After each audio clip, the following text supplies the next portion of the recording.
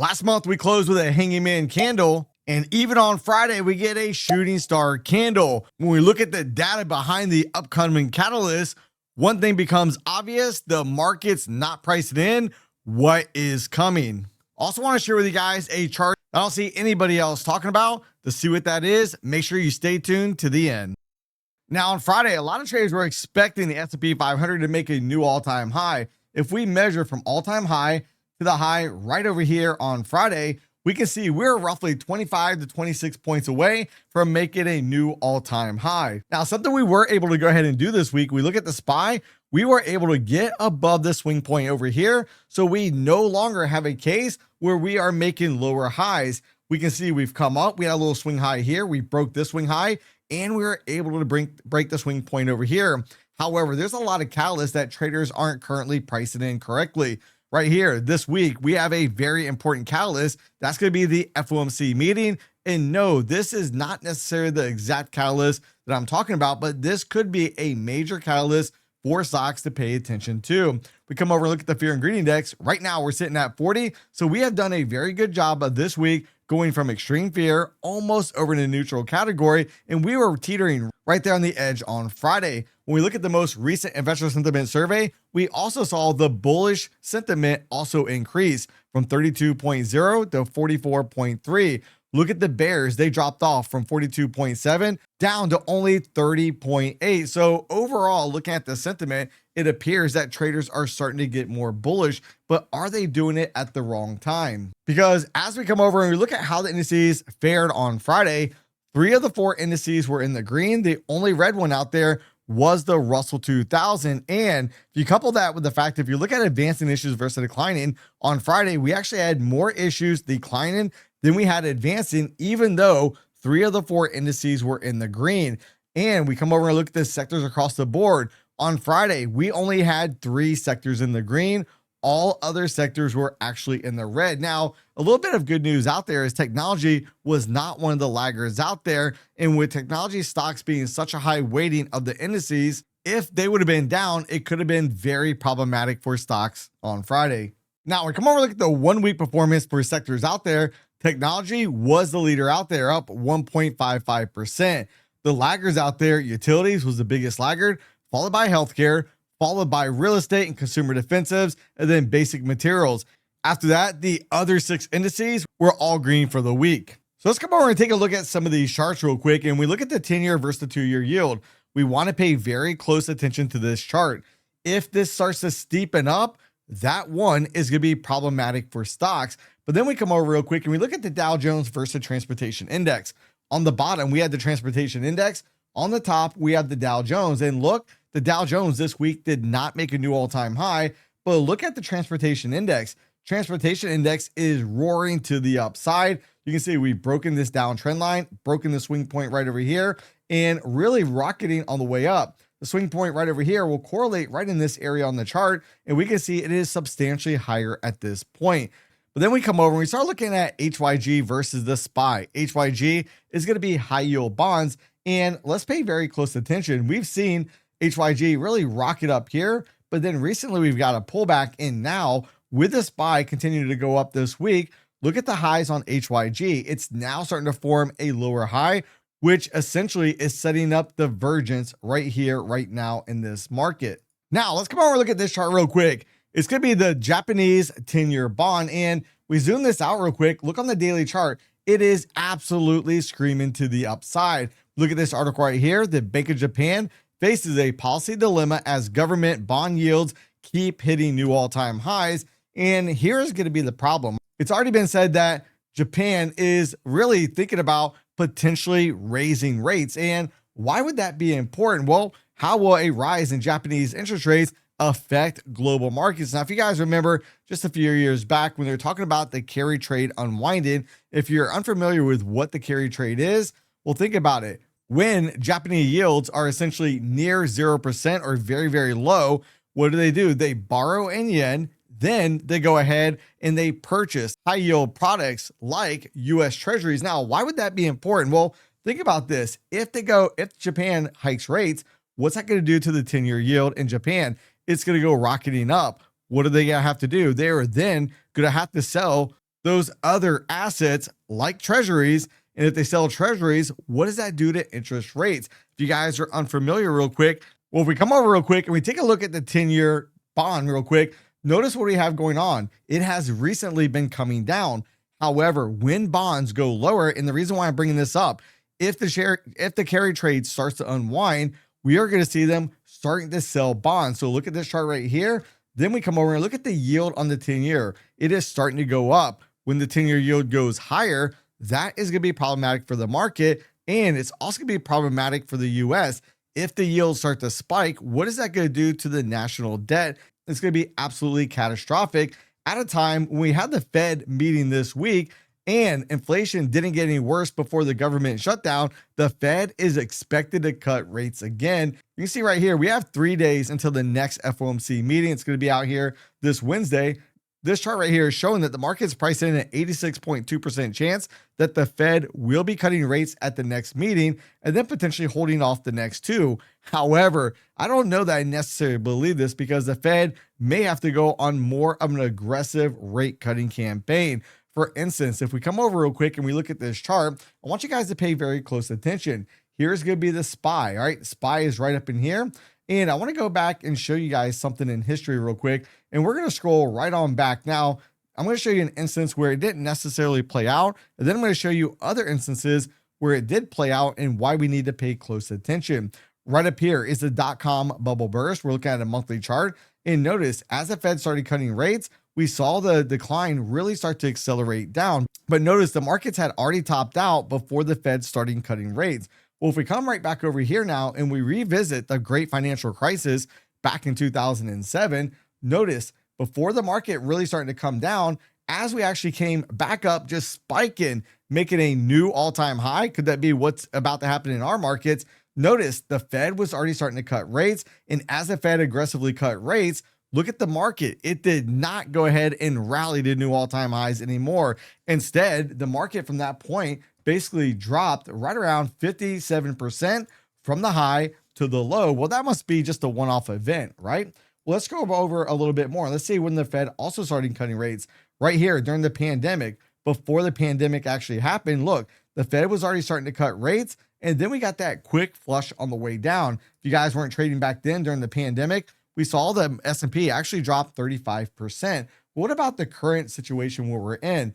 As the market has been pushing up, notice we can see on this graph right here on the bottom, the Fed has already been cutting rates and you can see it's turned down again. Now, what happens if the Fed continues to cut, and what if the Fed gets even more aggressive out there? Because look, not only do we have the Fed cutting rates and we've seen in the past what has occurred to the markets, but notice last month, we also closed with that hanging man candle, which could be very problematic out here for the stock market. And something else to consider as we look at the Fed funds rates, could interest rates potentially go up even if Jay Powell ends up cutting rates? Now, if that's a scary thought, then here's something that's a little bit scarier. If you're wanting to trade with Take Profit Trader and get your test refunded after passing the evaluation, the sale ends December 7th. To take advantage of this offer, use the link in the description box down below. Use code epitome at checkout. But if we look right over here, if you're saying, hey, the BOJ is not going to raise rates, well, look right here. As the BOJ rate decision nears, government signals openness to a hike. Now, if they go ahead and hike, like I said earlier, that could be problematic for the US. That could send stocks tumbling lower. And during the live stream, one of the traders in the chat said, Mike, what is this spike out here in Bitcoin? Now, right now, I do not currently see it. And we only saw the spike actually show up if you're connected to the Coinbase feed. And that spike came in at 88,303. And something we discussed on the live stream was a lot of times when you see a bad tick in the market, ultimately over the next couple days or weeks, we see the market going right back down towards it. Now, I personally do not trade Bitcoin, but I do want to pay very close attention because I look at Bitcoin more as a risk on, risk off type of asset. Now you can see we have this little channel right here, a little corrective move. Could this be a bear flag pattern that's about to resolve to the downside? If Bitcoin goes breaking down towards that spike low and maybe starts taking out these other swing points, that could be very problematic out here. And we come over and look at gold on Friday. Gold also forming a shooting star candle right near this prior swing point right over here. Now, if you look at this on an intraday basis, this is even crazier out there because we saw gold really up like 40 something points. We were talking about in the live stream, only to give it all back and actually close down on the session. I think gold was down roughly 15 points. That was one heck of a reversal off the highs. If we come back over real quick and we take a look at the 4-hour chart, we can see that as we came back up towards this area, you can see that, look at the MACD indicator. It was nowhere near where it was over here, giving us a clear sign that watch out, that we could be setting up for a pullback. Notice we have a little gap right over here from contract rollover, and to fill that gap, we need to go all the way down to 41.25. Now, if we come over real quick and we take a look at the dollar index, because with interest rates in talks out here this week, what is the dollar index doing? Well, we have this potential double top number one, top number two, and if you want to zoom this out a little bit, you can actually say a triple top 1, 2, and 3. And the target for the dollar would be all the way down here at 97.58. Now, maybe it's going to be Jay Powell on Wednesday that sends the dollar extremely lower, or is this going to be a failed pattern? We see the dollar actually start to gain strength as more and more people start to price in that Japan is going to start to raise rates. And if Japan starts to sell bonds, we already know what that's going to do to interest rates. Now, if we come over and look at the weekly chart real quick for the SPY, we're closing right near session highs. We got a small little wick up there, and you can see on the weekly chart, very close. And like that chart I shared with you guys earlier, where we saw the SPY making a new all-time high, little double top action. And what do we see occur after that when the Fed was aggressively cutting rates? Like right over here, we saw a big nasty correction in the market where the S&P dropped 57%. Now, I'm not saying we're gonna get that big of a correction. That's something we do want to pay attention to. MACD indicator on the weekly chart kind of flattened out, and some of the areas I'm really watching, I like this high volume node on the composite profile about 663.73. If we can start to pull back. Now, the question is, do we do a look above and then failure? So I really want to pay attention to this week. See, do we get above the all-time high? And then is it just a look above failure to essentially come right back down? If we come over real quick and we look at the 9 count indicator, notice right up here on Friday, we actually formed a 9 count.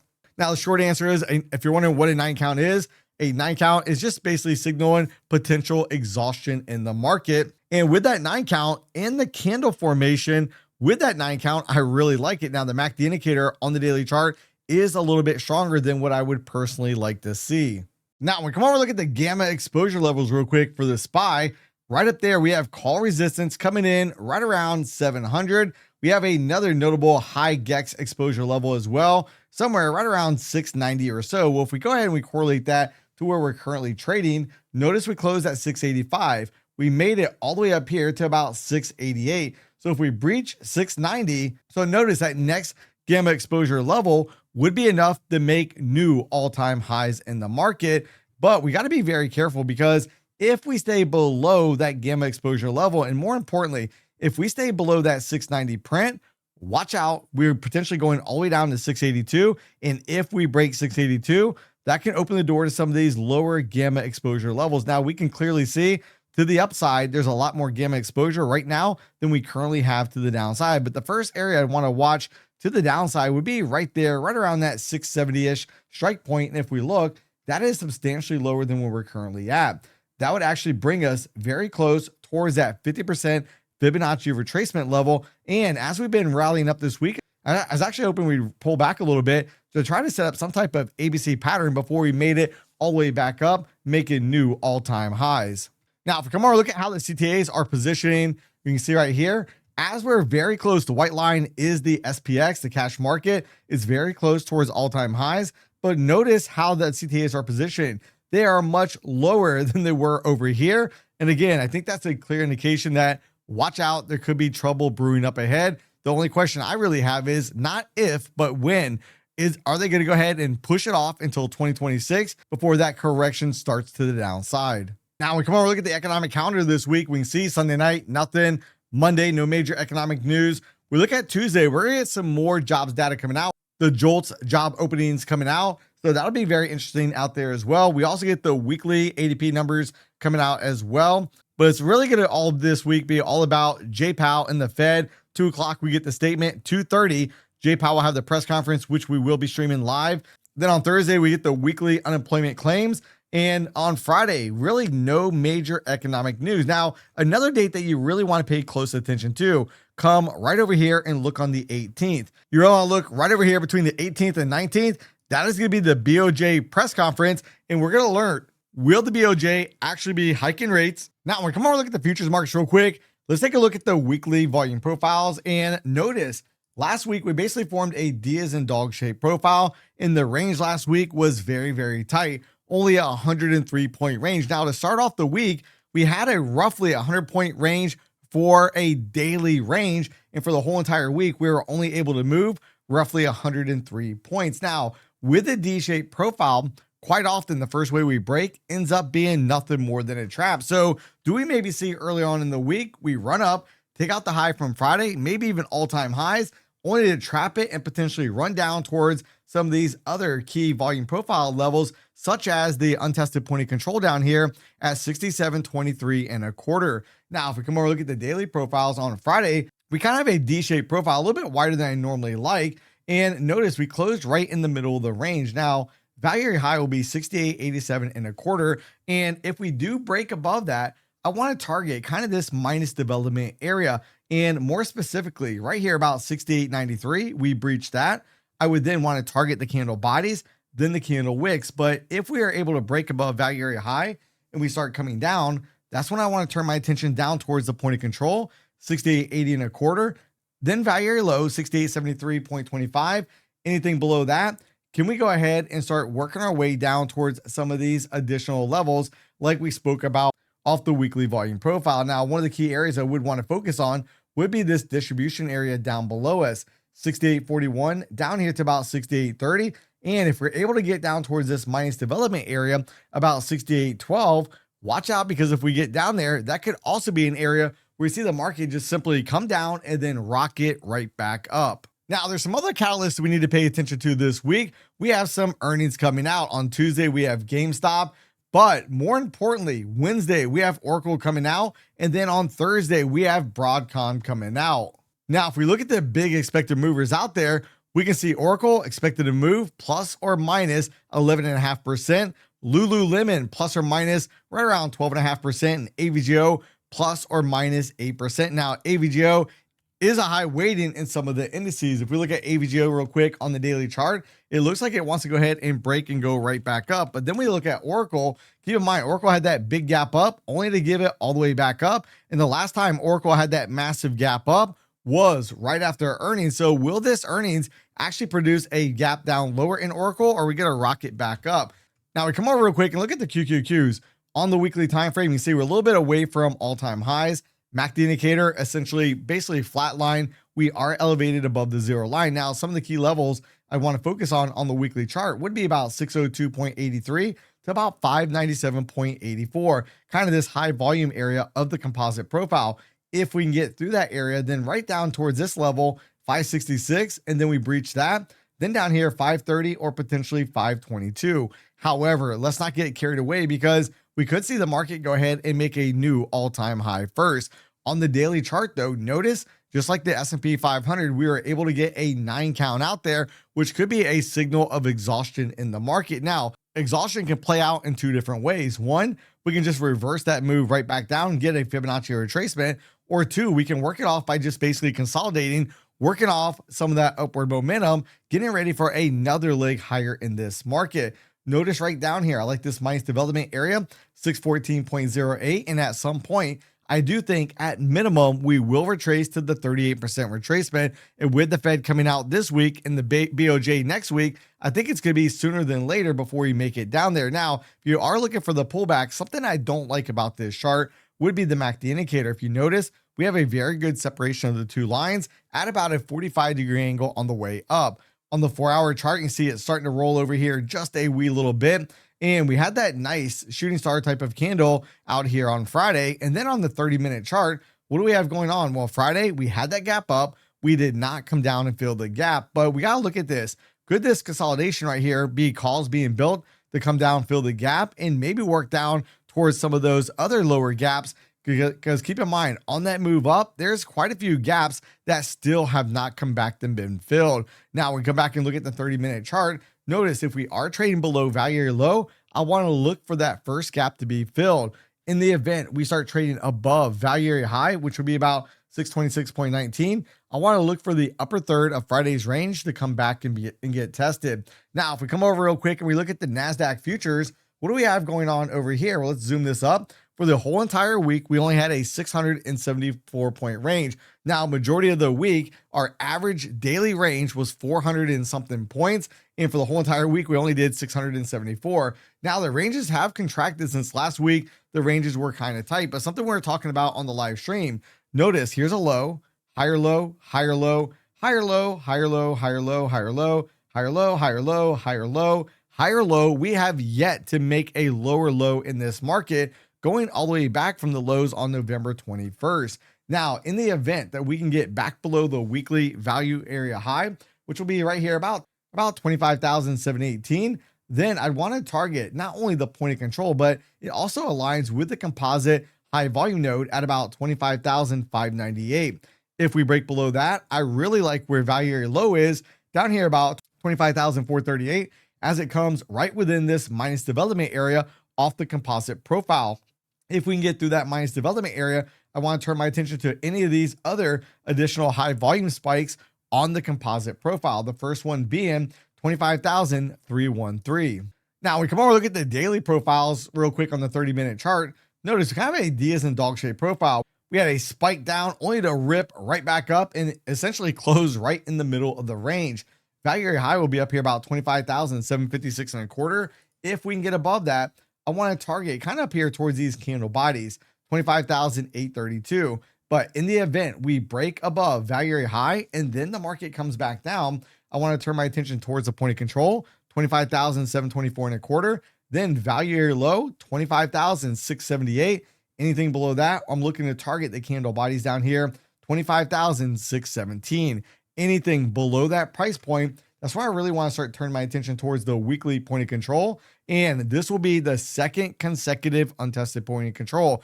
When we get more than one consecutive untested point of controls, it really increases the probabilities we'll come back and test that level. Keep in mind, the prior week, we never came down and tested that point of control. And now when we open up on Sunday night, we're going to have another untested point of control. Now, if you guys like to learn why traders are switching over to this one prop firm, then you want to make sure to watch this next video right here.